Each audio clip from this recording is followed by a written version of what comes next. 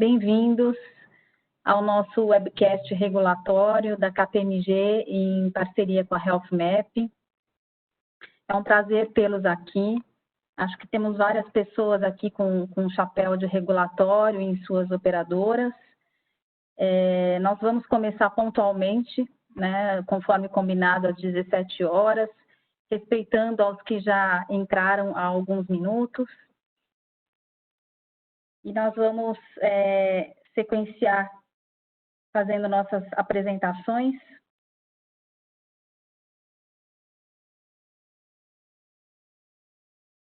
Vou pedir para que todos só se atentem à questão da confidencialidade do conteúdo. Aqui é mais um disclaimer padrão da KPMG, para que a gente realmente...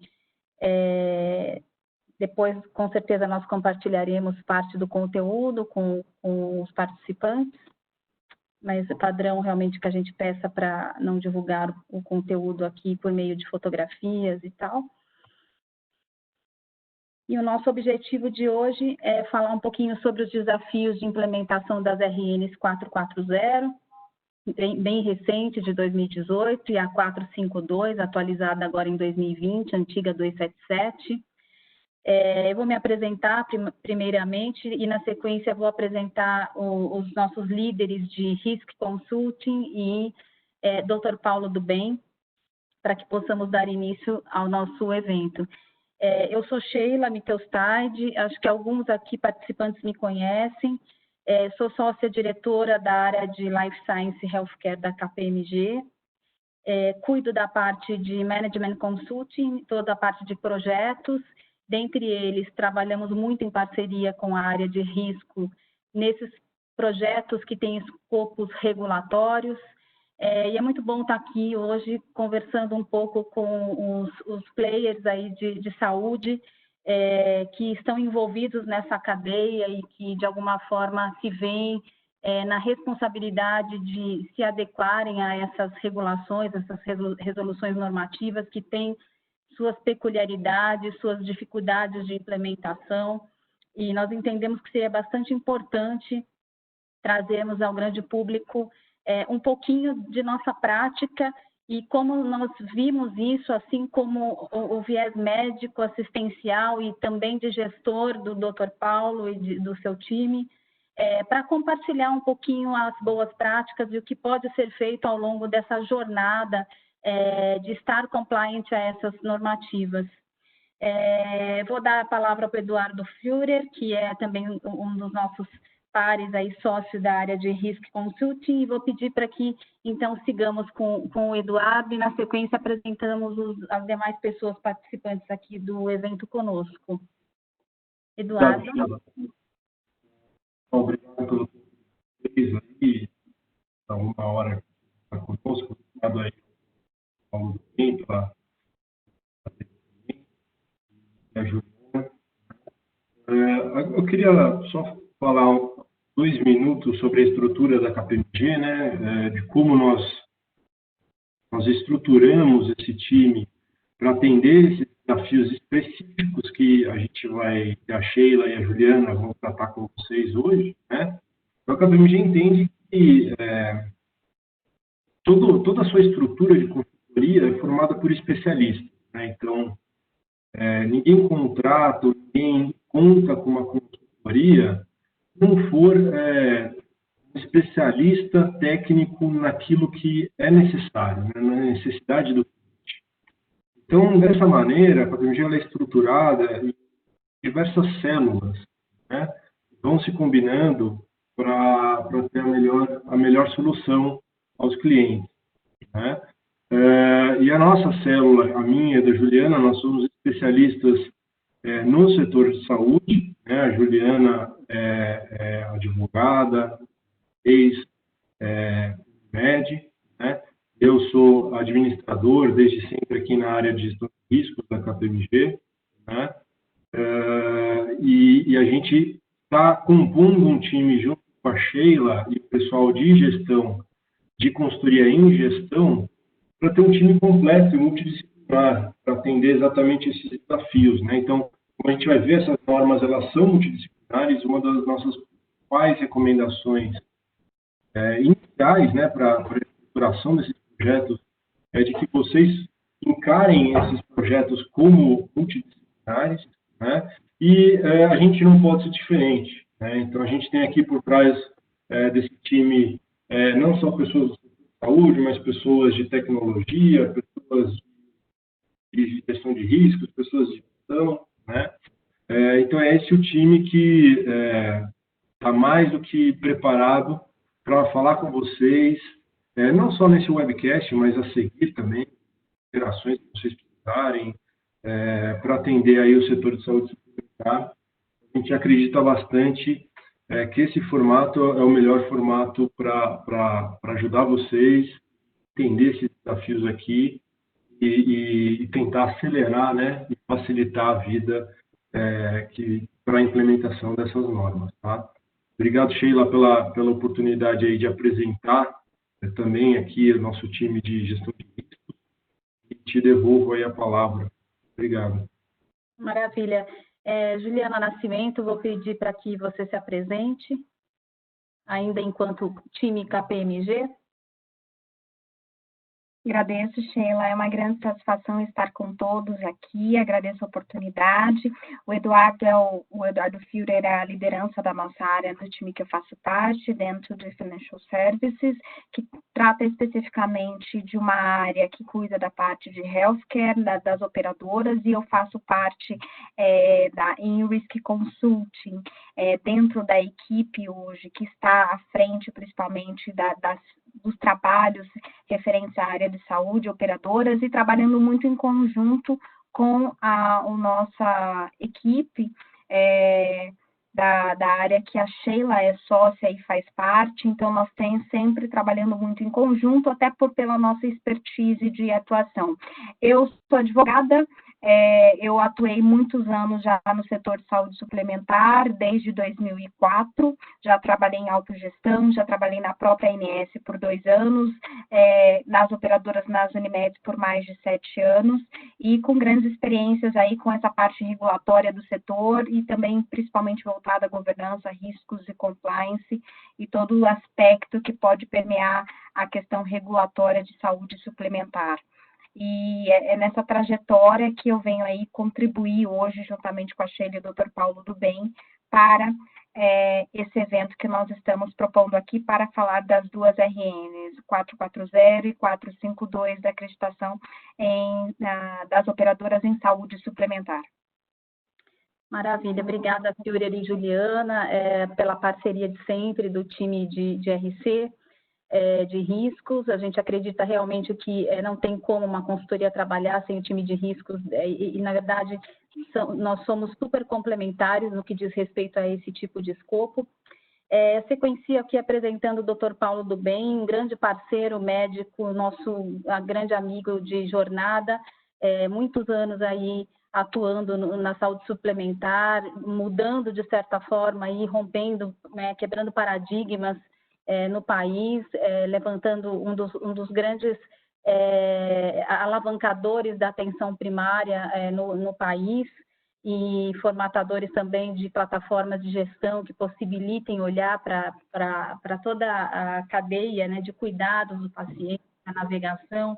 Então, nós realmente escolhemos para falar das RNs, Dr. Paulo, e a Health Map, para que nós pudéssemos falar com quem nós acreditamos ter um propósito maior, que é o centro no paciente. Afinal, estar compliant à regulação por si só, sem o foco, né, qualitativo assistencial e o propósito maior, não faria nenhum sentido para nós que somos pessoas de saúde, há muitos anos atuando. Eu estou há mais de 20 anos, fui muitos anos do sistema Unimed também, acho que tem várias Unimedes aqui presentes hoje.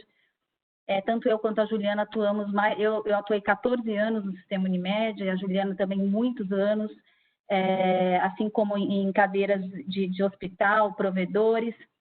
Então, nós entendemos que existe uma complementariedade muito grande aí das nossas falas com a do Dr. Paulo. Dr. Paulo, a palavra é sua, peço que você se apresente e na sequência eu vou dar abertura com um questionamento para que a gente abra aí com um preâmbulo seu, para iniciarmos o nosso webinar. Então, muito bem-vindo e muito obrigada pela sua participação em parceria com a KPMG do Brasil. Boa tarde a todos. Sheila, muito obrigada, KPMG, aí, pelo convite. Sinto muito honrado de estar com esse grupo tão seleto para a gente debater um tema que, como você disse, assim, é um propósito. Eu acredito realmente nessa questão da atenção primária, e trazer essa questão de implementar a qualificação é fundamental para o avanço. Minha formação, eu sou médico. Logo que eu saí da faculdade, aliás, na faculdade eu ainda me encantei pela gestão de saúde, acabei fazendo pós-graduação, um MBA, junto com a minha residência. A minha especialização em medicina laboratorial, mas eu acabei partindo muito para a parte de gestão hospitalar, e depois eu fui trabalhar na parte, fiz meu mestrado fazendo uma análise de programas de atenção domiciliar e gestão de crônicos. Tive a oportunidade de trabalhar em vários locais, né? Por exemplo, hospitais, na Unimed Belo Horizonte como gestor de atenção à saúde, na Unimed Vitória como superintendente, e nos últimos anos eu venho me dedicando aí a projetos de consultoria e a inovações, a startups que fazem esse ecossistema integrado entre atenção primária, tecnologia e gestão em saúde, gestão de coordenação do cuidado. E é isso, vai ser um prazer estar aqui com vocês, poder debater um pouco, poder trazer uma visão, né, do que vem acontecendo e do que tem de importância para a gente avançar nesse mercado aí que está buscando uma solução mais sustentável aí para a saúde suplementar. Maravilha, doutor. Obrigada pela sua abertura e apresentação. A agenda do nosso webinar, nós vamos discorrer um pouquinho sobre o cenário da saúde suplementar e a contextualização do que aconteceu aí, principalmente nos últimos 2 anos, porque esse mercado muda muito rapidamente, e eu vou pedir para o Dr. Paulo falar um pouquinho nesse aspecto, um preâmbulo do cenário no geral, do que ele tem visto, para que essas adequações, principalmente que nós vamos falar, os requisitos aí possam acontecer em todas as dimensões que compreendem as 2 RNs. Depois nós sequenciaremos com a Juliana e eu falando um pouquinho especificamente da parte mais técnica das resoluções, um detalhamento mais fino do que fazer para se certificar, como se dá esse processo na ponta, se ele é voluntário, se ele não é, quem pode participar, quais seriam aí os benefícios qualitativos assistenciais, assim como econômico-financeiros, principalmente na parte da RN 452. Teremos num quarto momento aqui uma abertura para questionamentos da audiência, onde nesse webinar nós não abrimos para áudio, mas vocês poderão aqui pelo chat fazer qualquer tipo de pergunta. E aí teremos nosso encerramento. Nossa programação é que estejamos juntos por mais 50 minutos, e talvez nós nos estendamos por mais 10 no máximo, mas não mais que 18h10, provavelmente encerraremos. Então, falando um pouquinho do cenário de saúde suplementar e contextualização do que aconteceu no Brasil nos últimos 2 anos, doutor Paulo, eu queria abrir, acho que é uma dúvida que a gente tem, é um tipo de questionamento que eu gostaria de fazer, assim como o time da KPMG, e acredito que a audiência também, como que se dá essa questão, principalmente da atenção primária. A gente sabe que isso nasceu no âmbito público, no SUS, com as UBSs.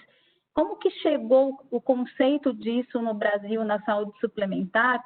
E como que você tem visto, doutor Paulo, isso sob a ótica dos players de saúde? Qual é a visão hoje? Como que foi essa virada, né, no seu conceito de quem vive a atenção à saúde?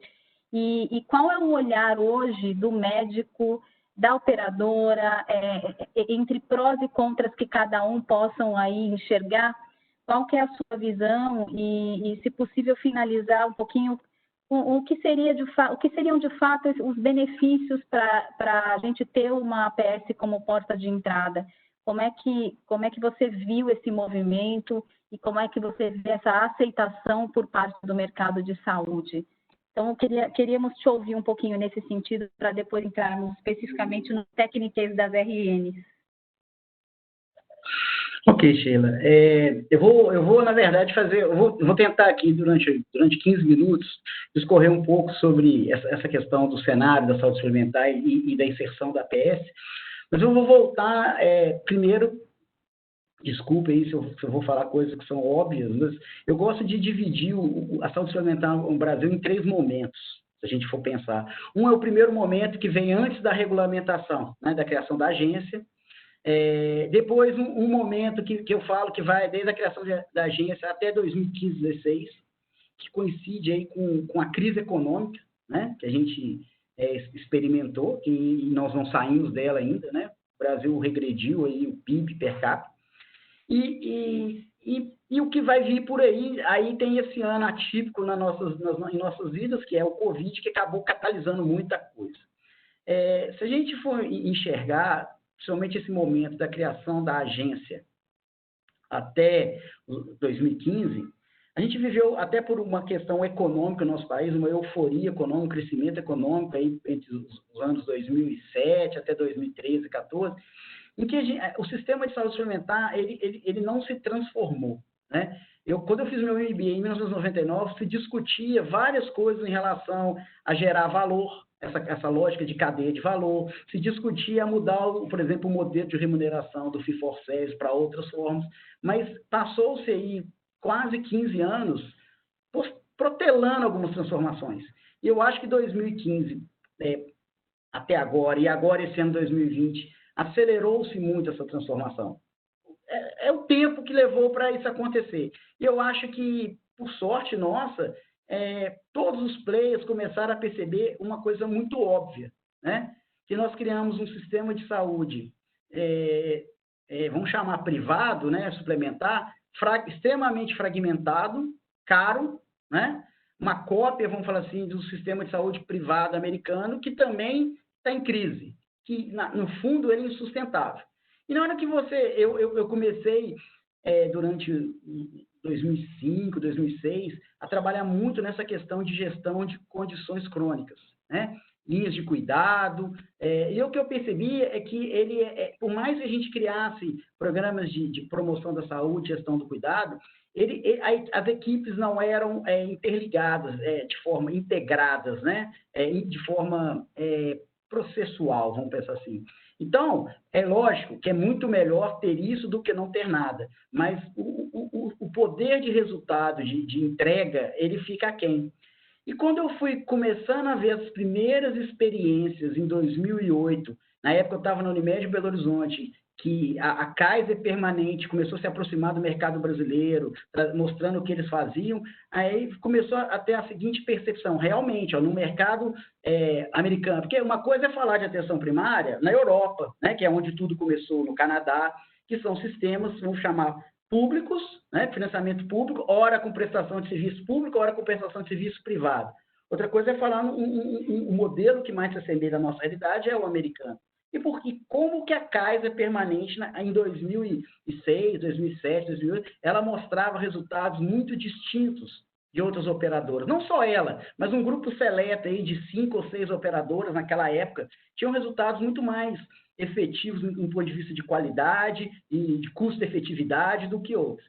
E aí, se você for estudar, é o óbvio, né? Não tem que se inventar a roda. Aliás, a PS está na moda, só que o design dela, vamos falar assim, está completando 100 anos. Foi feito em 1920 na Inglaterra. Levou-se um tempo para a Inglaterra criar o NHS no pós-guerra, implementar e difundir, mas não estou falando nada novo. O novo é, sim, implementar ela no ano 2020, usando tecnologia, num contexto aí de fragmentação extrema, que nós temos toda uma questão cultural para poder reorganizar e de players para poder alinhar esse modelo. Então, o que me encantou na época, e aí isso acabou eu tendo a oportunidade, quando eu vim para a Unimed Vitória, eu tive a oportunidade, em conjunto, inclusive foi um projeto em conjunto entre as duas, de implementar o primeiro, em 2012, 2013, implementar o primeiro produto de APS dentro de um operador do sistema Unimed, né? As duas, inclusive Unimed, fizeram isso a 4 mãos. E aí, o que vem de lá para cá? Então, entra o ano 2010, 2012, nós estamos falando de 10 anos atrás, tinha-se muitas incertezas. Primeiro, inclusive, se isso funcionaria na saúde suplementar, né? Até por causa de um estigma. Ah, isso é do SUS, isso não vai funcionar na saúde suplementar. Mas por que não?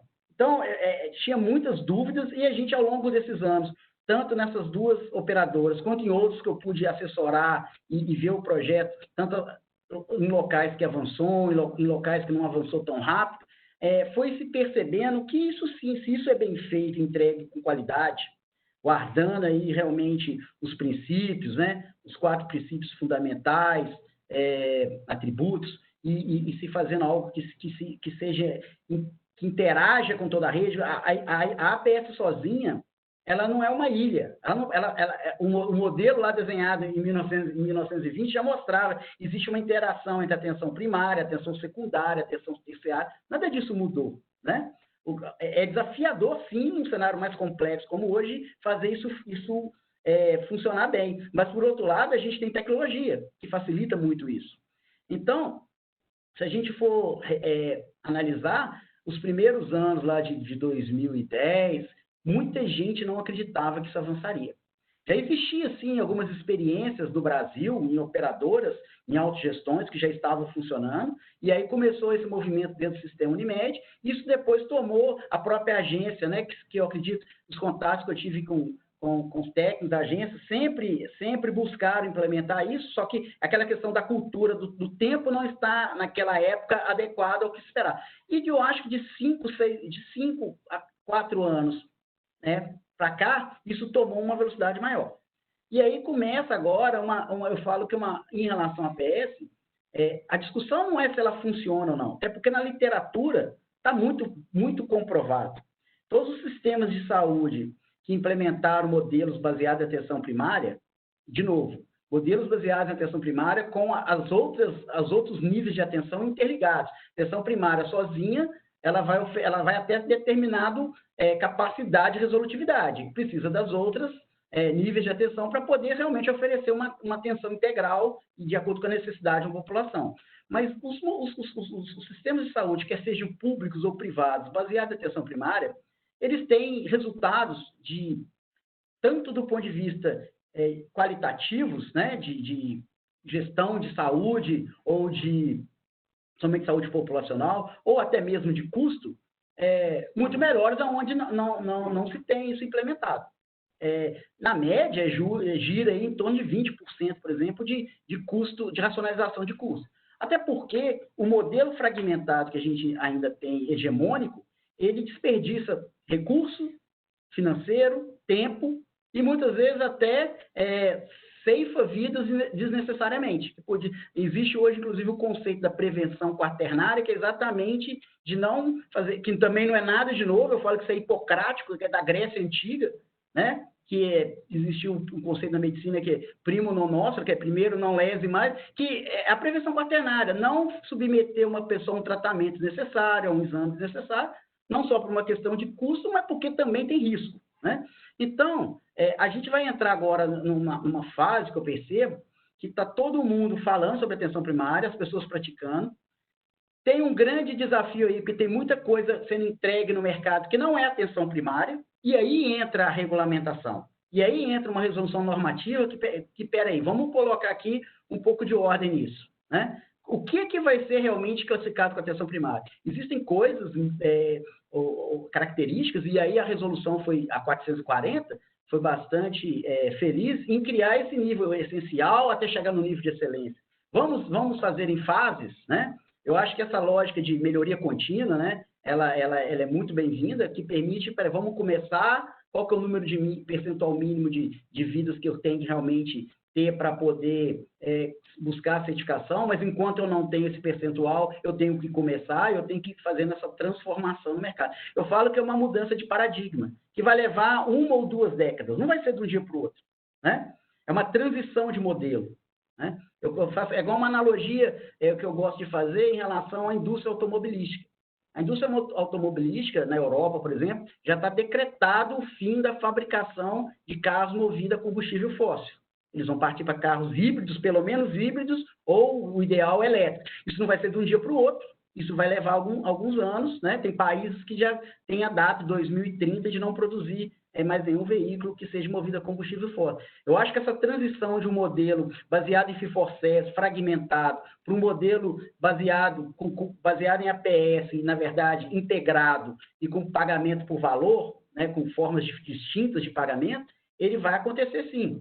Quanto mais rápido a gente conseguir fazer essa transformação, todos os players se alinharem, vai ser melhor para todo mundo, vai ser melhor para a sociedade, para o financiador, para os prestadores de serviço, né? Porque a gente vai cortar as ineficiências, os desperdícios, que são muito altos ainda, né? São percentuais muito altos no nosso sistema de saúde suplementar. E, inclusive demonstrando até para o sistema público que o sistema de saúde suplementar pode sim fazer APS com qualidade, inclusive, quem sabe, no futuro, até vender para o sistema público. Isso é um ponto muitas vezes polêmico de discussão, mas completamente factível, pois nos outros países desenvolvidos é assim que funciona, na maioria das vezes.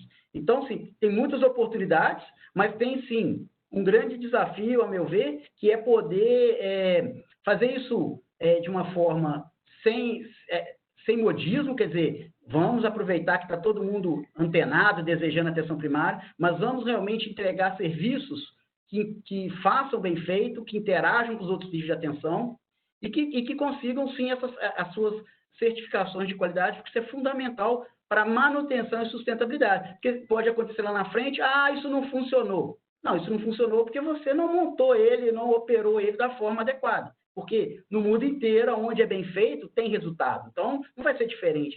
E, gradualmente, a gente vai fazendo essa transformação, inclusive cultural, do próprio beneficiário entender que isso é melhor para ele, porque isso é mais resolutivo, mais seguro e, no final das contas, usa melhor os recursos.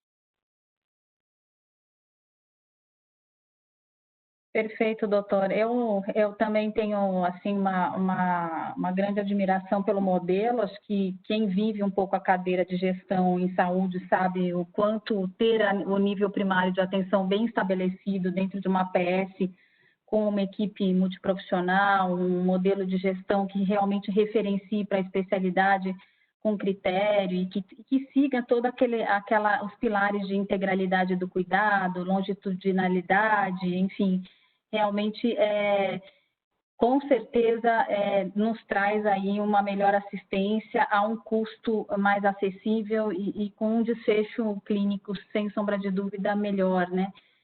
O conceito de cerceamento cai cada dia mais por terra, né, em relação a beneficiário estar sendo, de certa forma, conduzido ali e só poder utilizar aquilo. Acho que cada vez mais está sendo visto como um benefício e não como um cerceamento, né?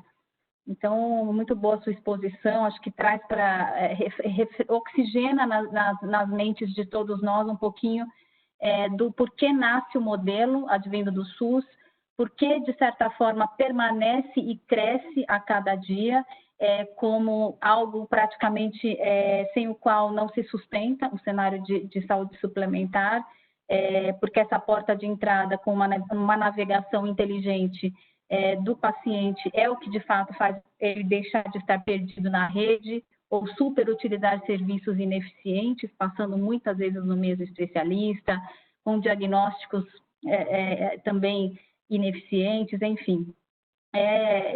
Deixou de ser uma crença para ser algo comprovado e medido, né, o quanto a atenção primária realmente tem tido um efeito importante aí no Brasil e no mundo já altamente ratificado e replicado aqui de alguma forma, né?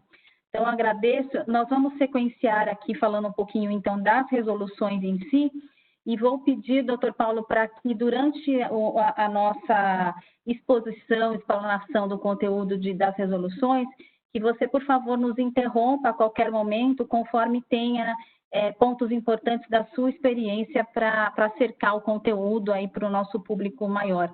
Nossa visão é uma visão bastante de consultoria, bastante técnica, embora tenha vivido já cadeira também de gestão, mas eu acho que a sua vivência, ela complementa o quão possível é atender a cada requisito da RN que aqui nós vamos elucidar, tá bom? Ok, Sheila.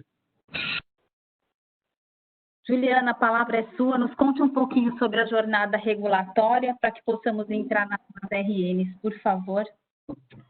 Não, perfeito, agradeço, Sheila. De uma forma bem pontual, né, um pouco da jornada regulatória em saúde suplementar, e aqui trazendo alguns aspectos importantes, né, nessa jornada de solvência, né, das operadoras. Especificamente, né, abordando os dois temas aqui que são regulatórios, RN 440, foi em 2018, então, que eu tenho uma certificação de atenção, de acreditação e atenção à saúde dos programas efetivamente relacionados à APS, e aí você observa que nesse mesmo ano eu tenho outras normativas importantes, como compartilhamento de risco, entre outros pontos, e avanço, né, com todo esse contexto também, com a 443, que é um ponto importante que vai de encontro principalmente com a RN 452, eu não é o objeto final aqui de nós tratarmos isso, mas abordarei um pouco mais à frente, tendo em vista que é uma RN extremamente importante para a questão da redução do capital regulatório, e tem uma junção juntamente com a resolução normativa 452, que é efetivamente a antiga RN 277, que fala da acreditação das operadoras. Então, nessa jornada de saúde suplementar aqui que nós temos, vemos o quanto, né, a agência está trazendo requisitos novos para a gestão, para uma nova visão de qualidade assistencial por parte da operadora, da assistência no operacional, mas também no novo viés de gestão, porque a parte de qualidade do beneficiário, do atendimento, da forma que o serviço é prestado hoje é algo extremamente importante para o novo contexto que eu tenho por parte das operadoras. E isso vai ao encontro nos controles de risco, como se observa aí na sequência, a gente já tem a RN 451 que vai tratar especificamente do risco de subscrição, já tem consulta pública do risco de crédito, a consulta pública 77, e aí eu tenho, né, as adequações um pouco mais à frente, e principalmente, voltando à parte que eu mencionei, com a 452, com a 443, eu vou ter uma nova regra de capital de risco por parte da agência a partir de 23, que vai ter uma questão bem positiva para as operadoras mediante a implementação, que é a redução do seu capital regulatório e que acaba tendo um impacto bastante importante por parte das operadoras nessa implementação. Perfeito, Juliana, obrigada. Agora nós entramos um pouquinho, visto aí essa jornada regulatória, e muitas operadoras têm até tratado do tema, a gente usa um termo na KPMG que é o inventário regulatório, né? As operadoras se viram agora na necessidade de realizar quase que um inventário regulatório para entender se realmente elas estão olhando para tudo no tempo que as coisas acontecem, porque a complexidade é alta dessas RNs, e a cada dia surgem novas especificidades. Então, ter um inventário regulatório e estar atento às mudanças impacta, como a Juliana falou, em fatores, inclusive, econômico-financeiros fortemente, né, e impactarão cada vez mais.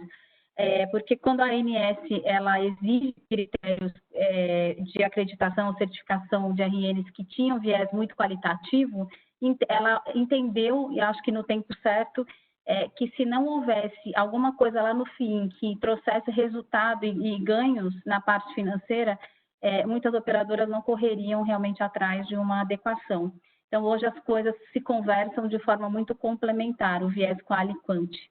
Falando um pouquinho da RN 440, então, ela surgiu em dezembro de 2018, ela é recente, ela trata desse programa de certificação de boas práticas em atenção à saúde, ela é voluntária para as operadoras que querem participar do processo, seja para acreditarem, certificarem a sua rede de atenção ou uma linha de cuidado específica, e ela pressupõe que você reorganize a sua porta de entrada, tendo o nível assistencial primário, a atenção primária, como uma porta de entrada organizada, com todos os requisitos obrigatórios, e o grande motivador da agência trazer esse programa foi para que realmente a gente comece a fazer acontecer algo relacionado à mudança do modelo de remuneração do fee for service para o pagamento por performance, ou Value-Based Healthcare, a gestão de saúde baseada em valor, com todos os seus pilares. E nós vimos isso, quem atua no meio viu isso com muito bons olhos, porque, de certa forma, nos obriga a repensar o modelo. O programa ele tem alguns pilares, na verdade, são 7 pilares dentro da RN 440, que são obrigatórios para que a gente consiga se voluntariar a essa certificação, e eles seguem o que é previsto em literatura. Então, a gente tem que, obrigatoriamente, dentro do contexto, ter uma porta de entrada organizada para o sistema de saúde, que tenha o primeiro contato e acolhimento do beneficiário, do nosso beneficiário, paciente. Deve prever a longitudinalidade do cuidado, que seria realmente olhar para esse paciente em toda a vida dele, todo o cuidado de saúde ao longo de sua vida, e não só numa fatia do cuidado. Deve prever a alta coordenação do cuidado, ou seja, a navegação do paciente numa jornada orientada. A todo momento, a gente tem que estar sabendo o percurso assistencial e entendendo se esse percurso assistencial prevê que ele tenha a melhor saúde que ele possa acessar, né? E não que ele realmente saia de forma desordenada, utilizando o plano de saúde e sendo pouco resolutivo no seu autocuidado e, logicamente, impactando em altas sinistralidades também para as operadoras. No item 4 do pilar integralidade do cuidado, nós entendemos aqui a integralidade como ir do cuidado da promoção à prevenção, até a parte toda de tratamento em si e a reabilitação. Então, olhar para todos os pilares da vida desse paciente, e não só nos cuidados agudos da doença ou na hora que aquilo realmente já está instalado, ou um estado catastrófico que a gente costuma dizer em saúde. No pilar 5, prever a heterogeneidade das demandas. Então, o programa de boas práticas em atenção à saúde pressupõe que realmente a porta de entrada ela deve atender qualquer tipo de paciente com qualquer tipo de diagnóstico. Então, não existe um tipo de direcionamento específico, mas o paciente tem que ser olhado de forma holística, na sua saúde integral, né? Então, a gente brinca do fio de cabelo ao pé, né? Então, tem que olhar realmente o paciente com essa visão holística e integral, ter o item 6 da centralidade na família. Então, essas APS de excelência, elas acabam olhando para a família como um todo, é marido, é esposa, é filha, então, assim, realmente toda a família passa por essa APS e é cuidada de uma forma bastante acolhedora e contínua. E o item 7 prevê, dentro desse programa, a parte de orientação ao paciente e à comunidade como uma educação continuada. Ele tem que estar sempre orientado, e aí existem várias coisas que se pode fazer, como programas específicos, palestras, chamados pontuais para que ele venha em contextos específicos dentro dessa APS, sem falar do acesso, né, que a APS prevê acesso aí, e a gente não precisa ficar tratando de agendas eletivas com toda aquela rigorosidade que existe e que acaba conduzindo o paciente ao pronto-socorro, né? Ô, Sheila. Por favor, doutor. Um comentário. Você vê que essas dimensões todas, né, esses atributos, apesar de muitas vezes eu falo que como gestor, quando eu comecei a focar na atenção primária, eu percebi que as pessoas subestimam a complexidade que é fazer. Por ela não ter tecnologia, vamos falar assim, alta tecnologia do ponto de vista de device, de equipamento embarcado, ela tem tecnologia leve, mas a tecnologia leve, que são pessoas e processos, elas são difíceis de ser implementadas, porque a gente não tem essa cultura tão forte no Brasil. Muitas vezes a gente dá mais valor para o device, para o equipamento, do que para o treinamento daquela pessoa que vai usar, né? Então, se a gente não trabalhar numa lógica muito, primeiro, focada nesses atributos, e tem atributo, tipo acesso, que é o óbvio. Se você não atingir ele primeiro, você não vai atingir os outros. Mas a coordenação do cuidado, a longitudinalidade é uma consequência, inclusive, né? Se você consegue vincular aquele paciente e manter. Então, assim, o que muitas vezes eu falo, aparentemente é simples, implementar um bom serviço de atenção primária, somente integrado numa rede, requer um planejamento e uma execução que é complexa.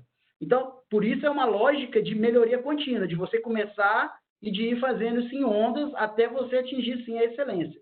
Né? A RN traz essa lógica também de essencial até a excelência, mas mesmo que está essencial na RN, já é, por si só, desafiador. Então, por isso que requer aí, muitas vezes, essa questão de ter essa consultoria, esse apoio para poder avançar nisso, porque senão pode não estar entregando exatamente esses 7 aí, atributos pilares que são fundamentais e que a RN ela contempla todos, um grau menor ou maior de acordo com o nível que você tá buscando de certificação. Exatamente. Querendo ou não, o mais difícil não é botar tecnologia ou plataforma para navegar, é ter a pessoa que navegue certo o paciente, que o paciente tenha adesão e atratividade ao modelo, e coordenar o cuidado, eu diria o pilar 3 é um dos mais difíceis, porque você tem que, difícil no sentido desafiador, porque você tem que ter a rede de o nível secundário, o nível terciário, com parceiros, que eu diria que são quase alianças estratégicas, né? Porque você garante que o paciente vai e volta. Você tem que ter um red flag de marcação desses pacientes para que você consiga controlar ele ao longo da linha de cuidado, né? Porque senão realmente não existe coordenação do cuidado, ele continua solto. Se esse parceiro ou aliança estratégica de nível secundário e terciário não for de fato um parceiro, não existe coordenação do cuidado. E aí é uma PS que a gente fala que de verdade é fake, porque ela não traz todos os atributos de excelência. Por isso que eu gosto muito, doutor Paulo, Juliana, assim, e a audiência, da questão de ter uma resolução normativa. Nós vimos com muito bons olhos, enquanto Big Four Consultoria e falando com os nossos parceiros, ter uma resolução para isso, que nos obriga, de certa forma, a olhar para essa certificação de boas práticas e como é voluntária, quem entra realmente está a fim de fazer aquilo acontecer no melhor modelo, né? Quando a gente olha um pouquinho, então, para o programa aqui, o macroprocesso dele, você faz a submissão voluntária, então, para quem não conhece aqui o passo a passo, o workflow das atividades, você se voluntaria ao processo, busca uma entidade certificadora, essa entidade certificadora inicia um processo de avaliação da sua PS ou da sua rede de cuidado, uma linha de cuidado específica. De verdade, a RN ela coloca como um item bastante importante que essa empresa que olhe para esse processo ou ajude a estar adequada aos requisitos, não seja a mesma que depois o certifique, porque existe conflito de independência nisso, então, e isso é uma coisa que a RN deixa claro que não pode ser o mesmo player de mercado. No passo 4, a certificação em si ocorre, nós vamos explicar um pouquinho que tipos de certificação existem, e existe o processo de recertificação, que são as visitas que vão acontecer ao longo do processo, para continuar olhando se realmente ele está adequado dentro do que pressupõe a 440.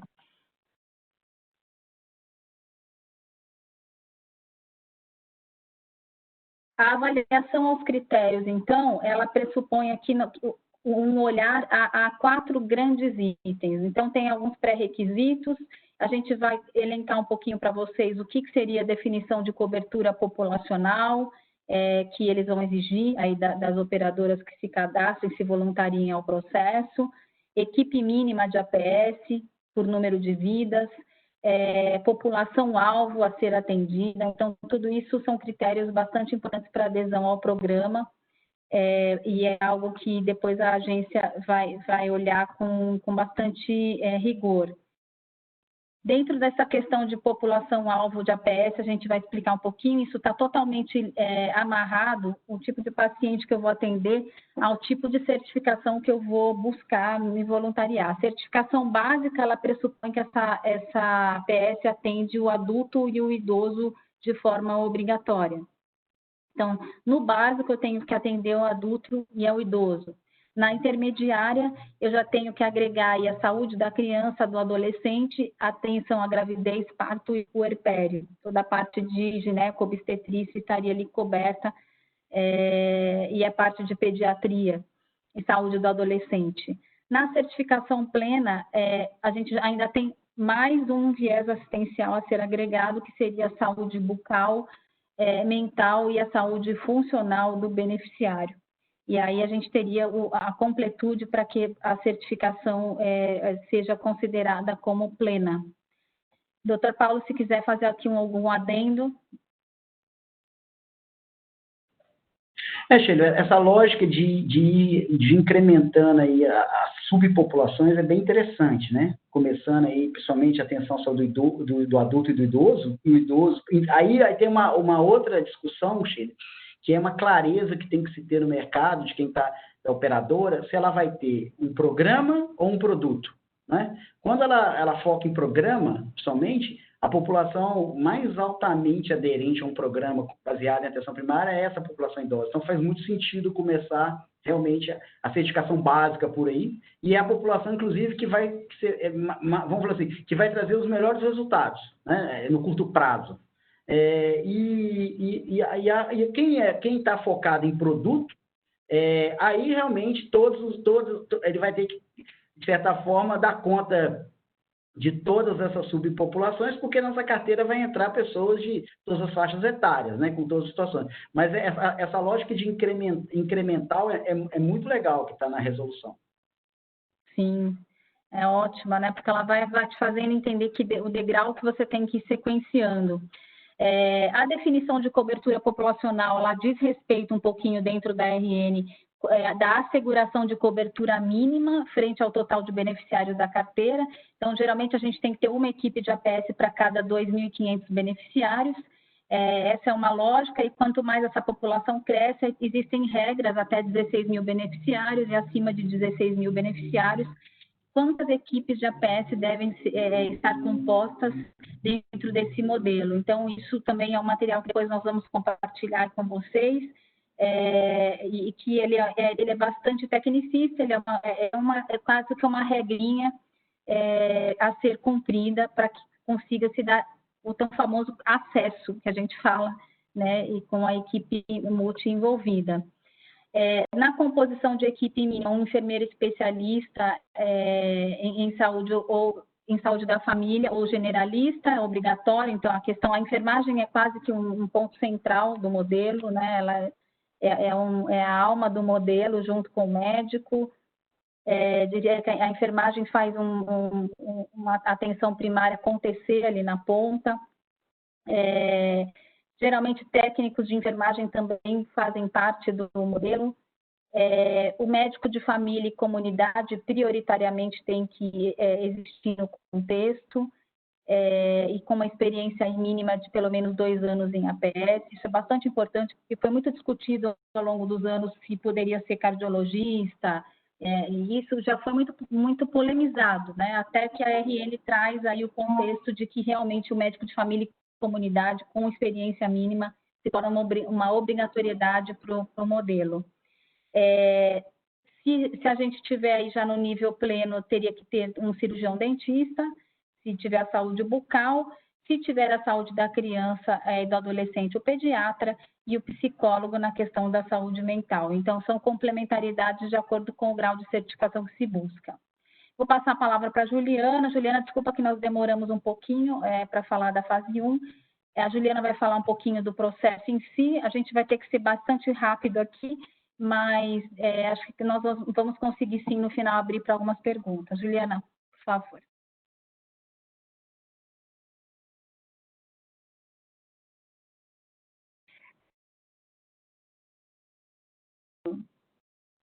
Daremos sequência para falar um pouco do processo de certificação, né, de boas práticas em atenção à saúde e todo esse contexto, né, é importante, né, a Sheila e o Dr. Paulo do Bem falaram muito bem, a gente vai abordar. Eu acho que são esses 7 requisitos subdivididos aqui como requisitos extremamente importantes que baseiam aqui como que o processo de certificação em APS ele vai ocorrer na sua prática, como que cada requisito tem a sua nota e como isso é avaliado num processo como um todo. Aqui, de uma forma bastante resumida, então, nós temos os 7 requisitos. O primeiro vai estar alinhado principalmente ao planejamento e estrutura técnica da equipe de atenção primária à saúde, né, trazendo todos os requisitos aqui. E aqui, que para quem conhece um pouco de acreditação, vai adentrar o que a gente vai falar dos 3 requisitos, que são os requisitos que a agência pontua e classifica, que vai ser o de excelência, o essencial e o complementar. Tá? Todos os requisitos dentro aqui desses 7 requisitos, eu tenho diversos outros subpontos aqui a abordar, quando eu falo desse processo de certificação como um todo. Ampliação e qualificação do acesso da saúde, da atenção primária à saúde, através de um fluxo direcionador para o agendamento do atendimento, a forma como ele vai acontecer, a ampliação dessa forma, dessa questão de acesso. Aqui eu vou ter uma questão bastante importante voltada, e aí entre os outros pontos de experiência do beneficiário também como um ponto relevante, porque a questão do acesso em atenção primária ela acaba sendo muito mais facilitada. A qualidade e continuidade do cuidado, em atenção primária, eu tenho uma relação entre o paciente e a equipe da PS, ao médico da família, a equipe, as enfermeiras, fisioterapeutas, que fazem parte de toda uma equipe multidisciplinar aqui nesse ponto. Há interações centradas no paciente, nos aspectos de planejamento, prestação, avaliação dos serviços de saúde oferecidos, por isso que a gente fala da jornada da experiência do beneficiário também.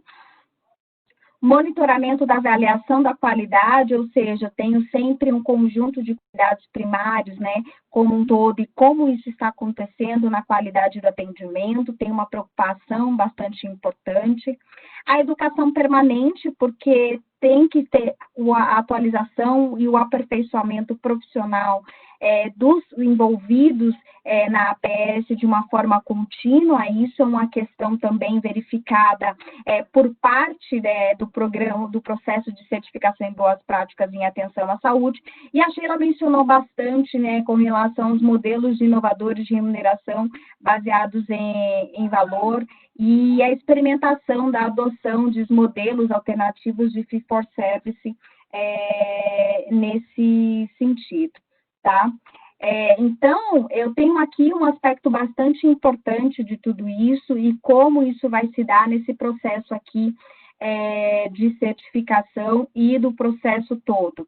A 440, como a gente mencionou, tem os 3 elementos, essencial, complementar e de excelência, e aqui eu tenho pontuado todos os 7 requisitos e as exigências a partir deles com relação a esses pontos, né, ao totalizando um processo de 63 itens verificados. Desses 63 são diversas evidências, não é somente uma em que o órgão certificador vai verificar. Detalhe bastante importante na certificação, a Sheila também mencionou, diz respeito à auditoria de certificação, e aqui eu tenho 2 pontos importantes. Eu tenho a possibilidade de fazer um projeto piloto, né, com a modalidade de participação com as características divulgadas com a agência e a adesão da operadora, e se porventura, mediante a modalidade piloto, as operadoras podem pleitear a certificação, ou mesmo a certificação direta. E um ponto importante é que as empresas que são as certificadoras, elas não podem ser empresas que prestam serviços dentro das operadoras hoje, por uma questão de conflito de interesses. A própria agência traz isso, né, inclusive com o formulário de conflito de interesse para a certificadora se comprometer. Então, essa questão na agência é bem séria, e eu trago aqui como uma questão de reflexão que quem realmente é certificadora não pode prestar serviço nem para uma outra empresa que seja do grupo, para uma operadora por uma questão. A mesma coisa, eu tenho uma que implementa, e a mesma que implementa vai ser aquela que vai certificar. Há um conflito de interesse bastante evidente aí, e realmente a agência não vai aceitar esse tipo de certificação e as empresas que vão tratar nesse sentido. Como o item 4 da certificação dessas boas práticas de atenção à saúde, como já foi mencionado, eu tenho 3 níveis, e aqui é importante destacar, a gente vai falar um pouco dos níveis também na acreditação da operadora da 452, que eu tenho 3 itens, 3 níveis importantes de escolha da operadora. É diferente no que diz respeito à pontuação, ela pode escolher em começar com a certificação básica, né, a terceira somente voltada ao público de adultos e idosos. No segundo momento, se quiser avançando aos poucos, ela pode entrar no nível de adultos, idosos, crianças, adolescentes, pré-natal e puerpério, ou se ela desejar já ter plena, ela já vai envolver toda a carteira que ela possui, independente da faixa etária e de condição de saúde. Aqui, a operadora pode fazer uma escolha de começar no terceiro e avançar para o primeiro, né, com relação aos níveis que ela gostaria de avançar com relação a essas boas práticas em atenção à saúde nesse sentido. Com isso, né, são esses 3 níveis, assim como nós pontuamos, tem uns requisitos mínimos, né, de ser, por exemplo, para o nível pleno, que é o nível 1 especificamente, eu tenho mínimo de nota de final maior ou igual a 90, 80% dos itens de conformidade dos requisitos de excelência, tem a questão da nota do IDSS como algo importante. O 2 e 3 também tem a sua exigência de acordo com os requisitos específicos, tá? Verificando sempre os requisitos de complementar de excelência e os essenciais. E aqui eu tenho o processo de recertificação, seja para aquela operadora que vai acabar optando por começar na menor e avançando, seja por aquela que finalizando o seu processo de certificação, porque eu tenho os níveis, né, 2 anos de certificação, eu quero fazer uma nova recertificação nesse sentido. Tá? Doutor Paulo também, se quiser, né, contribuir alguma questão nesse ponto, né, fica à vontade também. E aqui a gente pode falar. Não, Juliana, eu queria comentar que existem alguns pontos, acho que a primeira, né, a resolução provavelmente vai passar por evolução, tem alguns pontos desafiadores aí, principalmente na questão de carteira de serviços, que é um ponto que preocupa, assim, como atender essa questão, que não fica claro, mas no restante dela, ela está muito clara, assim, o requisito, né? Eu acho que foi bastante feliz nesse desenho. Eu acho que ela consegue, mesmo quem conseguir, que eu já tinha comentado antes, mesmo para buscar o nível 3 já é extremamente desafiador para quem está no mercado. Então, é um sarrafo, vamos dizer assim, que vai realmente trazer grandes avanços à medida que for sendo alcançado aí pelos operadores e pelos prestadores que estão ligados a essas operadoras. Não, perfeito. E acho que o doutor podia, né, com uma grande experiência que o doutor tem, falar um pouco dos benefícios, né, de ter um programa desse, com essa certificação por parte da agência. O que assim, tem de benefício com tudo isso, né, porque eu tenho que ter um avanço importante e indicar o porquê que isso seria relevante hoje para uma operadora, doutor. Juliana, eu entendo o seguinte, eu já vi alguns projetos de APS, né, em alguns operadores darem errado, e, não funciona. Não funciona porque você não fez APS do jeito como deveria ser feito. Então, eu acredito que quem realmente conseguir uma certificação é uma garantia de que aquele modelo de APS ali está funcionando e é muito alto assegurar que vai dar resultado, quer seja econômico, quer seja em saúde daquela população. Então, isso que é o interessante. Como ela é bem detalhada e ela está em todas as dimensões necessárias, ela é, sim, uma certificação que faz muito sentido de se buscar, porque ela vai garantir essa entrega. É algo que vai vir... você pode ter resultado em APS sem a certificação? Sim, até porque, acho que no mercado, nem sei como é que está essa questão de certificação, ela está começando agora, e tem muitos bons resultados aí. Agora, você ter o selo, vamos falar assim, e garantir isso aí, é uma lógica, assim, de garantia, de que você vai pelo menos, aquele modelo ali está funcionando adequadamente, né?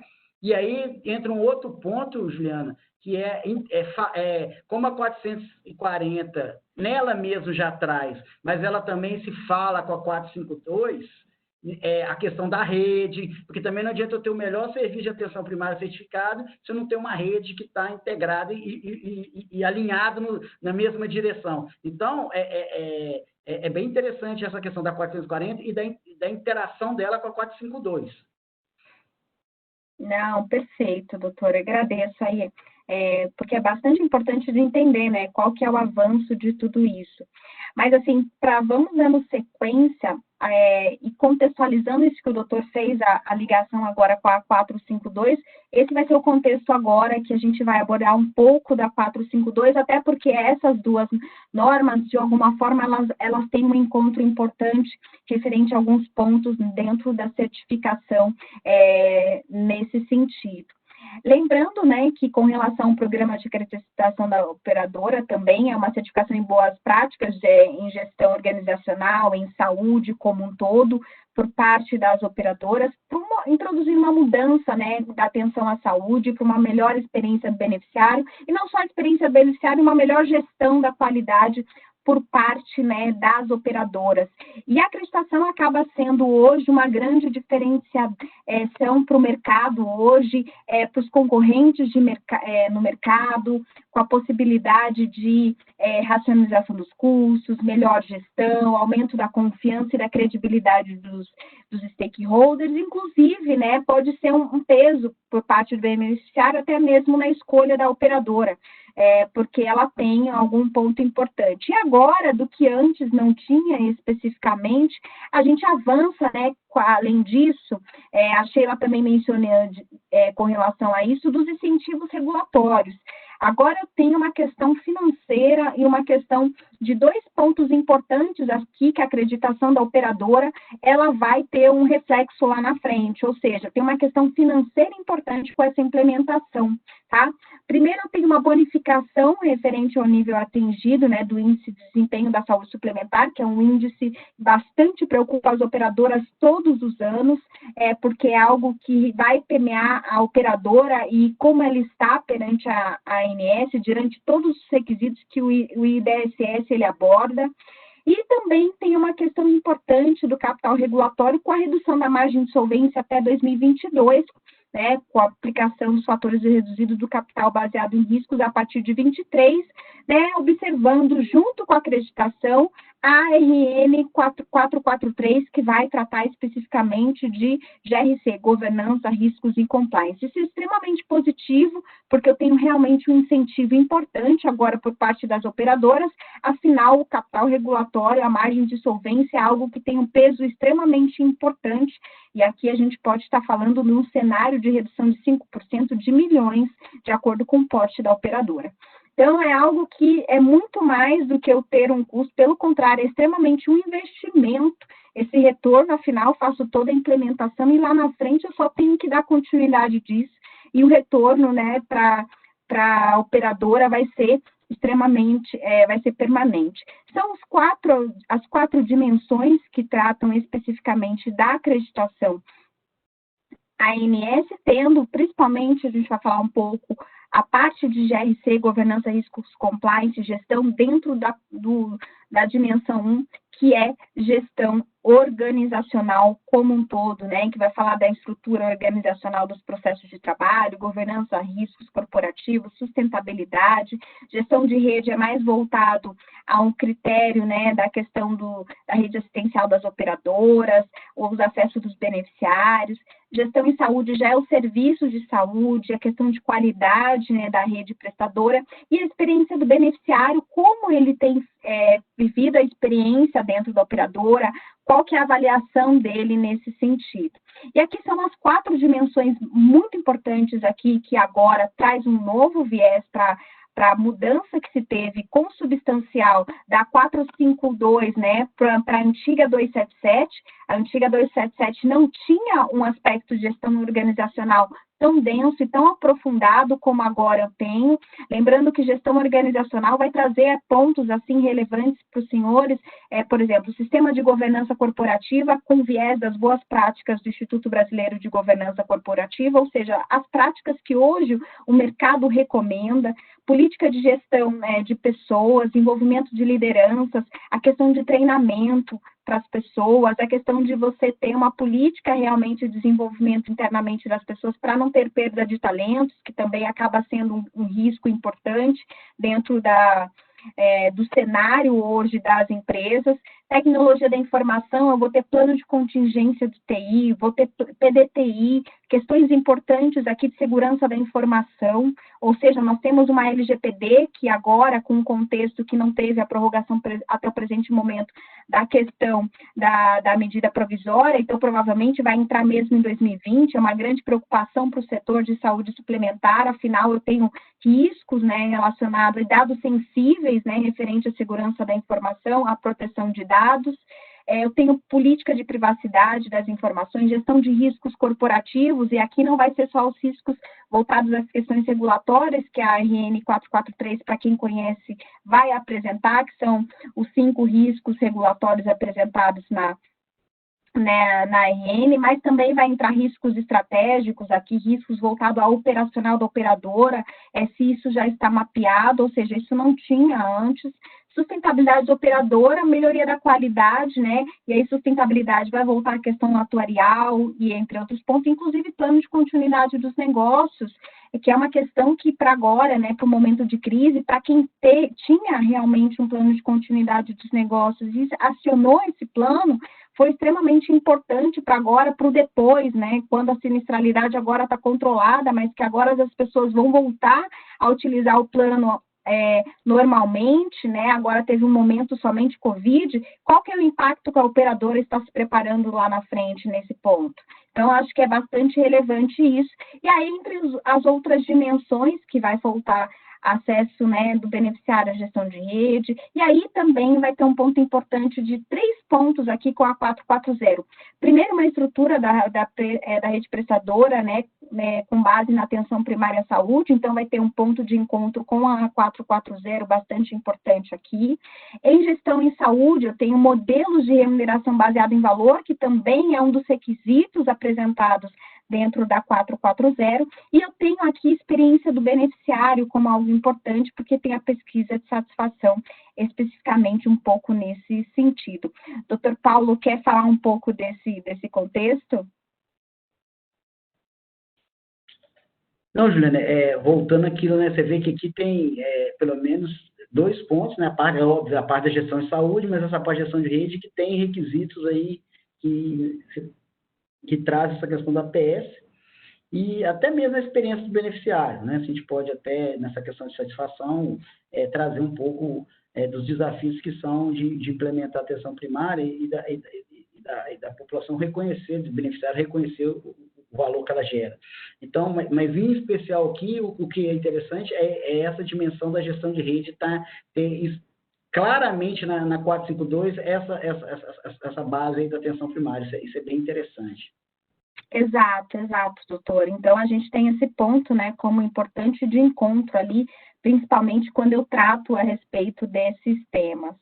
Então, só a gente avançando só para vocês terem um viés, diferentemente um pouco da 440, eu tenho só 63 itens lá, eu tenho 168 itens avaliados, quando eu falo de acreditação de operadora, sendo que desses 168 itens, eu tenho provavelmente em cada um deles pelo menos 5 evidências. Então, eu tenho um trabalho bastante grande quando eu falo da implementação da acreditação da operadora, mas agora a acreditação acaba tendo um peso importante, como a gente mencionou, com relação à questão da redução do capital regulatório lá na frente em 23. Então, nós estamos observando um movimento bastante importante por parte da preocupação das operadoras em terem realmente a acreditação da operadora como um todo. Um pouco, né, só para especificar, para quem conhece, permanece da 277 um nível 1, 2 e 3, diferentemente da 440, que eu escolho os níveis, aqui vai ser realmente o meu nível, a minha classificação vai se dar pela minha pontuação. Então, aqui, de acordo com aquilo que eu tiver de pontuação, eu vou me enquadrar no nível 1, 2 e 3, lembrando que o nível 1 é o nível de maior excelência referente aí aos processos da acreditação da operadora. E agora, sim, com relação à implementação da acreditação, quais seriam alguns benefícios que se vai se dar, né, nesse ponto? Como nós já mencionamos, a revisão dos processos operacionais, a importância de indicadores de qualidade, controle desses indicadores por parte, né, da própria operadora, política de melhoria, essa política aqui vai abranger várias coisas, tá? Porque eu tenho também, por exemplo, mudanças de contratos. Vão ter cláusulas obrigatórias. Eu tenho um impacto bastante importante, inclusive, na parte contratual da operadora, por algumas exigências que vai se dar. Questões estatísticas aqui nós teremos e demográficas, tá?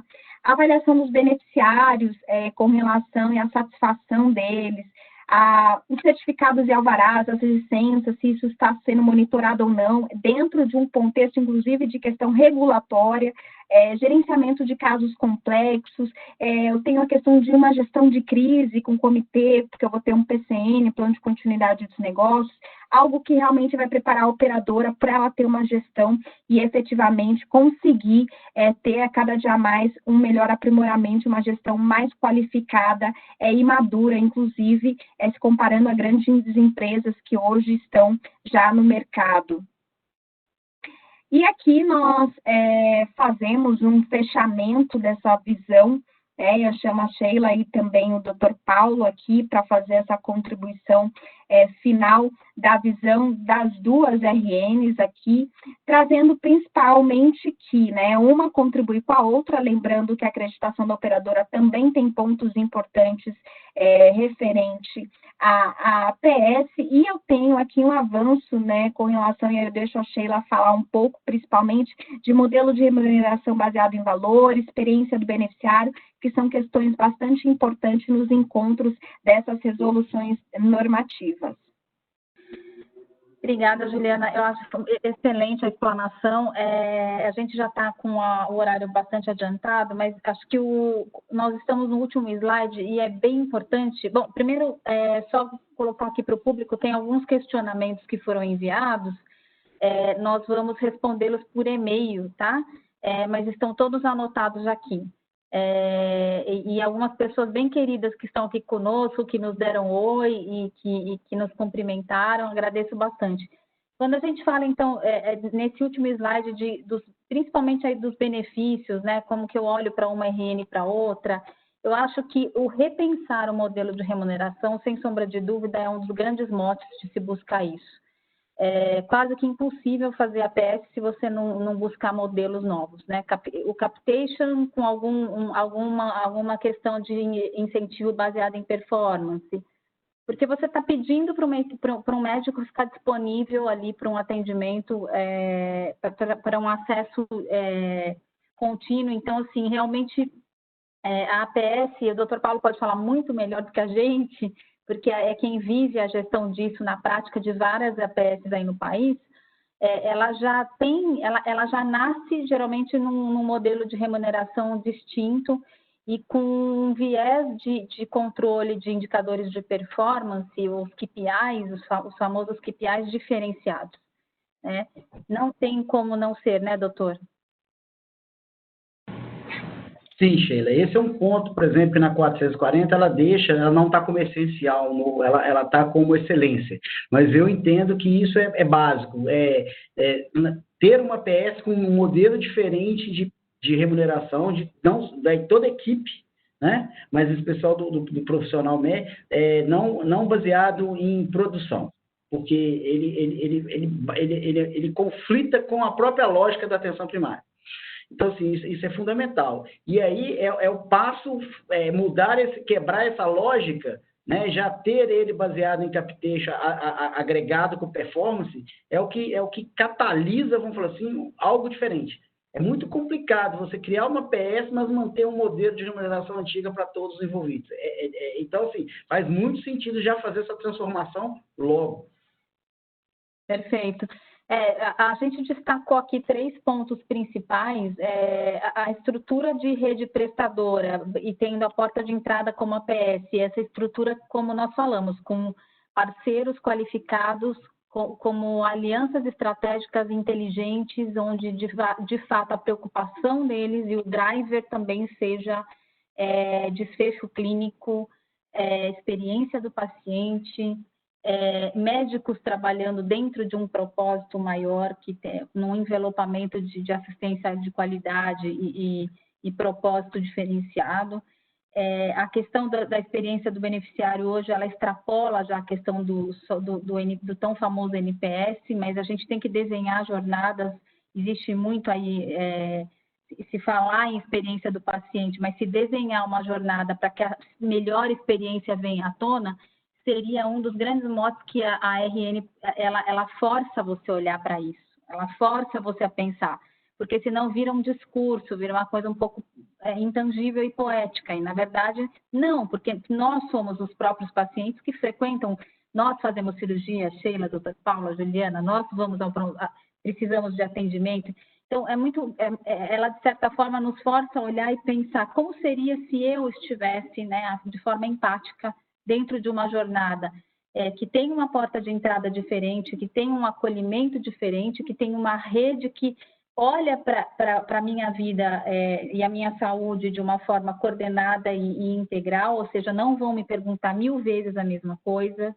eles conhecem minimamente o meu histórico de saúde, porque o beneficiário está muito cansado realmente de chegar em todos os lugares e ter que ele levava embaixo do braço aqueles exames, né? Isso há muitos anos, aquela sacola, né? Principalmente os idosos, né? E aquilo tem que deixar de existir, né? Você tem que realmente chegar e ser conhecido do sistema de saúde, o qual você escolheu ser partícipe, né? E não simplesmente um pagador de um produto, porque, na verdade, não é um serviço que tem que ser de excelência, ele está longe de ser um produto. Eu tenho um produto de APS, é um serviço que cerca a vida da pessoa, e eu diria até que é uma das coisas mais importantes da vida de todo ser humano, é a assistência à saúde que ele tem. Sem isso, a gente não consegue trabalhar, a gente não consegue fazer nada. Assim, acho que a acreditação aqui, eu acredito, eu sou uma grande defensora, eu acho que a regulação por si só seria uma coisa extremamente burocrata, mas, na verdade, essas duas aqui vêm com um viés de gestão de rede, experiência do paciente, mudança do modelo de remuneração, satisfação do médico e do beneficiário, equipe multi trabalhando integrada, ou seja, é tudo que nós que vivemos saúde sonhamos em ter dentro de um critério de obrigatoriedade para uma certificação de excelência. É muito mais que um selo na parede, é um conceito e um propósito maior. E que bom que também a 452 agora vai ter o seu impacto em margem de solvência, que bom que isso lá na frente também vai ter um viés de auxílio na sustentação econômica e financeira das operadoras, muitas que estão, inclusive, nos ouvindo, né? Então, esse é um pouquinho do recado final, acho que a gente avançou um pouco. Eu gostaria, Juliana, de agradecer imensamente a KPMG, o Eduardo Führer, a área de risco, agradecer a Health Map, o Dr. Paulo do Bem, pela sua presença honrosa aqui conosco, assim, realmente reforço o quanto o quanto a KPMG e nós, personas, Sheila, Juliana, admiramos o trabalho executado pela Health Map, e nós temos aí, nos próximos dias, com certeza, alguma novidade para o mercado no sentido de preparação no mercado para estar compliant a essas RNs, né? Então, nós estamos pensando bastante, né, doutor Paulo, como ajudar de forma disruptiva esse mercado com um viés menos comercialista e uma coisa mais voltada realmente a um apoio baseado em propósito, que é o que a gente, de fato, acredita ao parcerizar com o HealthMap. Então, muito obrigada, doutor Paulo, e eu agradeço também ao pessoal da própria KPMG que ajudou a organizar o webinar, o pessoal do marketing, que tem um valor imenso para nós, e foram muitas horas dedicadas aqui para a gente conseguir realizar esse webinar da forma que nós fizemos hoje. A todos os presentes, Unimed, GNDI, nós temos inúmeras operadoras aqui, Care Plus, alguns hospitais, BP, eu agradeço demais. E eu vou responder pelo menos uma das perguntas que foram feitas aqui, se existe alguma operadora certificada ou rede certificada com a 440. Eu conheço a QualiRede, que foi certificada pela 440, não sei se o Dr. Paulo conhece mais algum. Eu sei que é bem embrionário ainda, esse é um caminho de construção, E que bom que é um caminho recente, porque a gente pode estar aqui conversando sobre ele, se ajudando nesse aspecto de entendimento dos requisitos. Exato. E aí a acreditação da operadora, só para fechar, Sheila, já é um pouco que tem mais, mas ainda é pouco, né? Tem 64 operadoras acreditadas, bem no universo... A 452, né? Que é a antiga 277, né? Que agora elas estão. Então, quer dizer, é pouco diante do cenário de que eu tenho do número de operadoras no mercado, mas eu acho que com essa questão regulatória e com benefício, né, que vai ter financeiro também, eu acredito que vai ter um avanço bastante importante, né, no nível e qualidade do serviço das operadoras com essa implementação da acreditação por essas que ainda não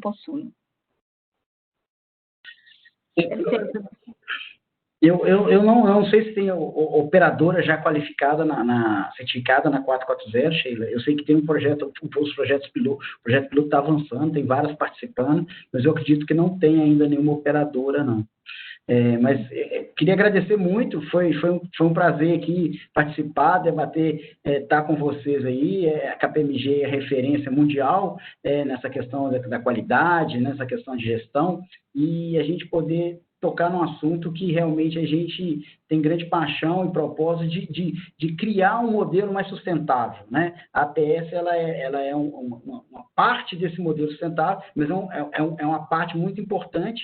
E todo esse incentivo aí para buscar qualidade através de acreditação é fundamental para essa garantia desse avanço, para a gente não queimar o conceito, né? E não conseguir entregar valor a todas as partes envolvidas. Obrigado. Muito obrigada, doutor Paulo. Obrigada a todos. Um ótimo final de dia e esperamos nos ver em breve. E vocês receberão o conteúdo. Nós disponibilizaremos aí no mailing que foi captado pelo Márcio. Muito obrigada, pessoal. Uma excelente noite. Muito obrigada, pessoal.